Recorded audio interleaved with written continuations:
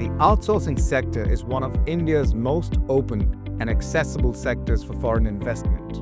Regulatory complexity, land acquisition hurdles, corruption at the government interface. For the most part, none of these apply here. The result is a sector that can be set up and run with a degree of predictability and efficiency that is genuinely rare in the Indian business environment. The question is not whether to consider it. It is whether you have the right structure and the right team to make it work.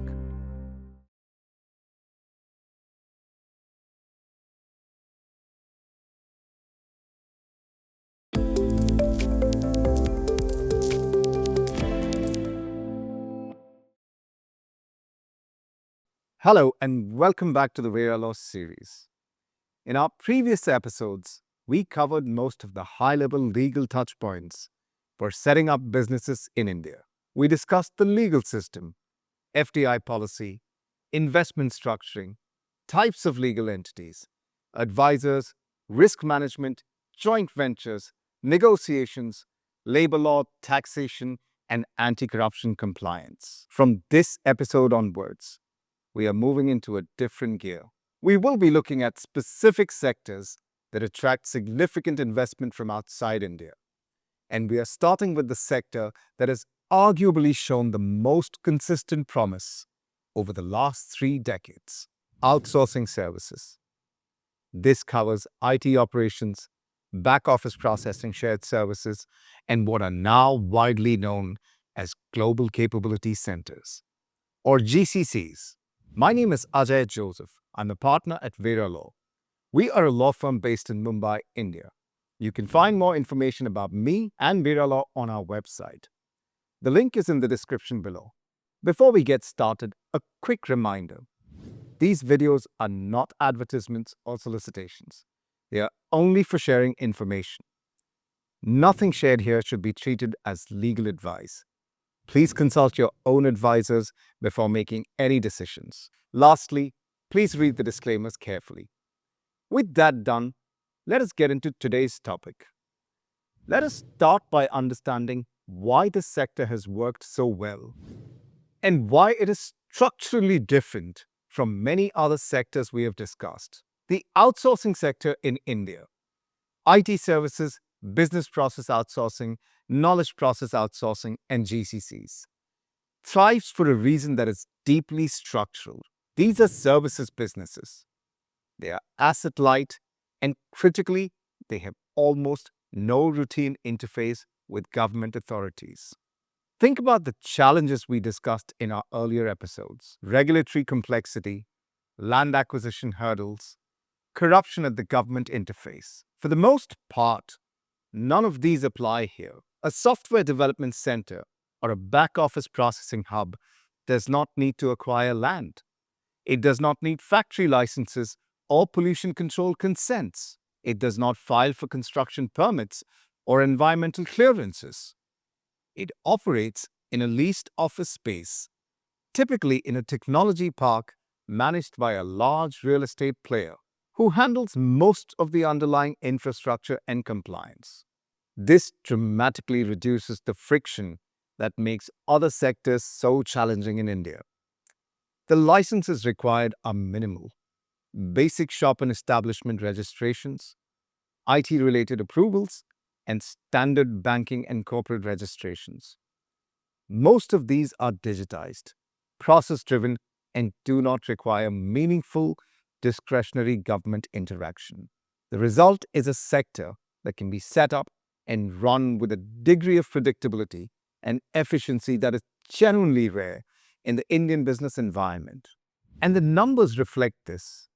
According to NASSCOM, India's technology industry is projected to generate revenues of USD 315 billion in FY26, with exports accounting for around USD 246 billion. The GCC segment alone has grown dramatically. As of 2025, India hosts more than 1,700 GCCs, up from around 1,500 a decade ago, employing nearly 1.9 million professionals.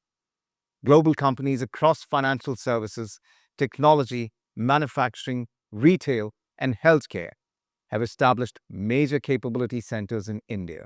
JP Morgan, Goldman Sachs, Citibank, American Express, Microsoft, Google, Apple. The list reads like a directory of the Fortune 500. These are not small outposts.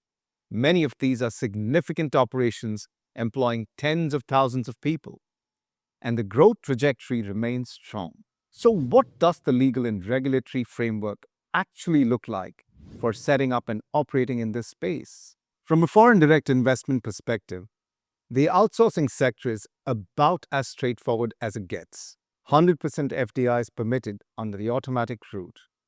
No prior government approval is required. No sectoral caps, no ownership restrictions. A foreign company can set up a wholly owned subsidiary in India to conduct IT services, BPO, or GCC operations without any regulatory pre-approval beyond the standard incorporation process. This is one of the most open sectors in India's FDI regime. And deliberately so. The Indian government has consistently treated the IT and outsourcing sector as a flagship area of economic policy, offering a range of incentives and maintaining a largely liberal regulatory framework. The practical setup process, incorporating the Indian entity, opening bank accounts, obtaining basic registrations, and leasing office space in a technology park, can typically be completed within few weeks. By Indian standards, that is genuinely efficient. Now, let us talk about how these operations are typically structured and the key commercial and tax considerations that matter the most. In our experience, the standard model for a foreign company establishing outsourcing operations in India follows a relatively consistent pattern. The offshore parent, whether it is a US company, a European company, or a company based anywhere else in the world, retains the client relationships, the contracts, and the revenue. 100% owned Indian subsidiary is established to house the operations. The Indian subsidiary employs the workforce, a combination of full-time employees for core functions and consultants or contract labor for variable capacity. As we discussed in our episode on human resources, keeping the core employee headcount lean and supplementing with contract labor is a prudent approach to managing India's labor law exposure. The Indian subsidiary provides services to the offshore parent on a cost-plus or other transfer pricing basis. This is where transfer pricing becomes a central structuring consideration. India has a comprehensive transfer pricing regime under income tax laws, which requires that transactions between related parties, including a foreign parent and its Indian subsidiary, they be conducted on an arm's length basis. Getting the transfer pricing documentation right from the outset and having it reviewed by a qualified transfer pricing specialist, not just a general tax advisor. This is really important. Transfer pricing is quite a litigated area of Indian tax law, and the penalties for non-compliance or inadequate documentation are material. If the Indian operations are providing services not only to the offshore parent, but also to the domestic Indian clients, earning rupee revenue within India, there is an additional structuring consideration worth exploring.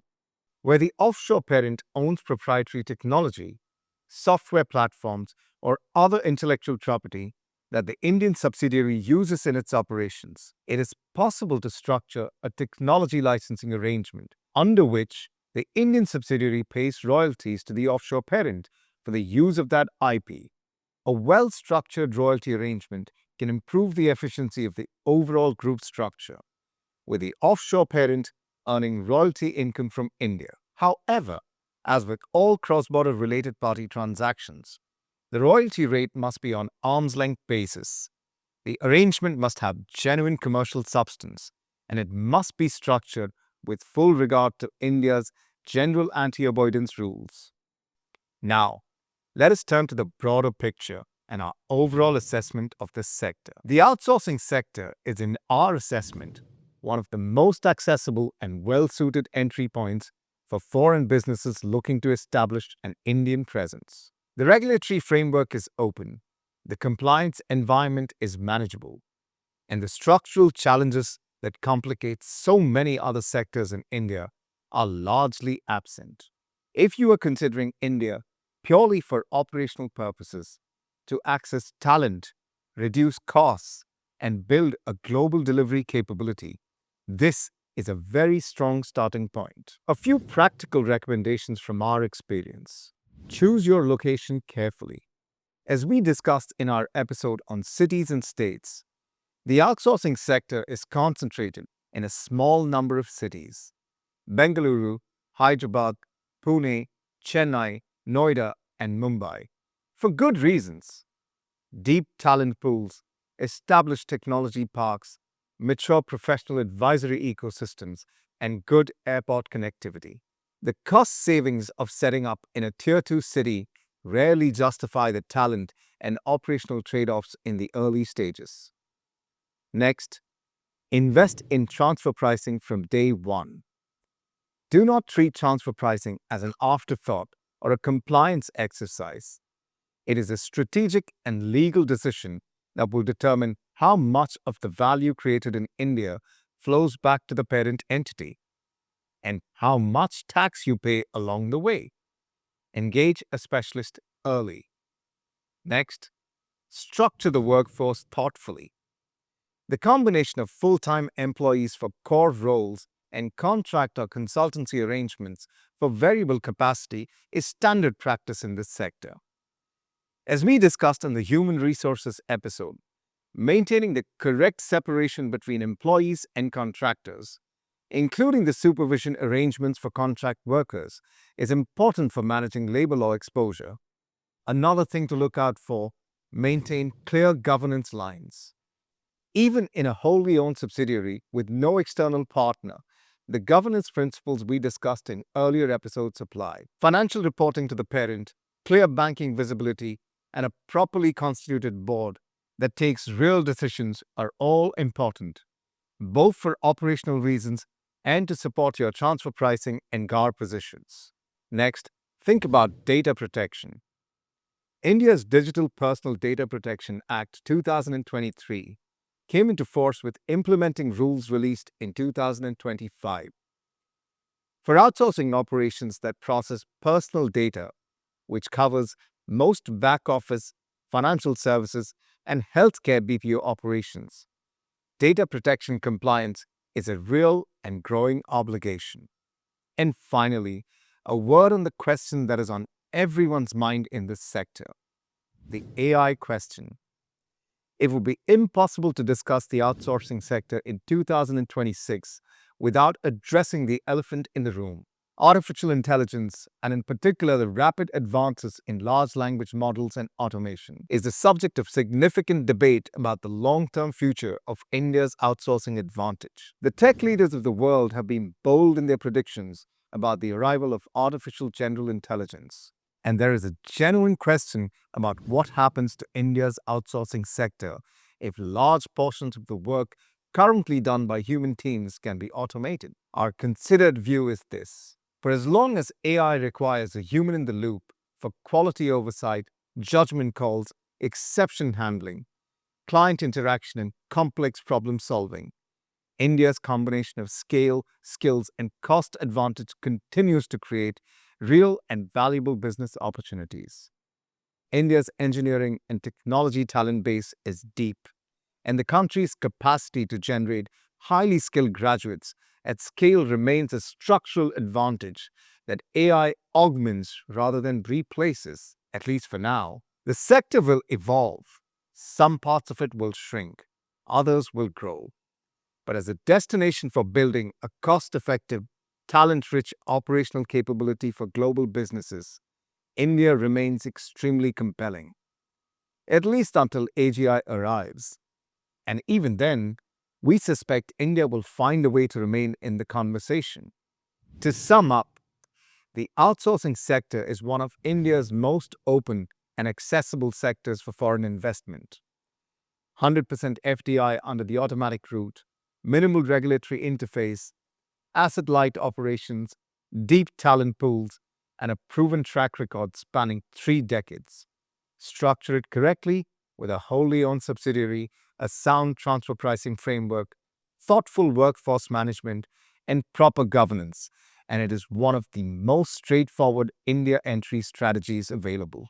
And as the saying goes, and it applies here more than almost anywhere else in our India series, the secret of getting ahead is getting started. India's outsourcing opportunity is real. It has been real for 30 years. The question is not whether to consider it, it is whether you have the right structure and the right team to make it work.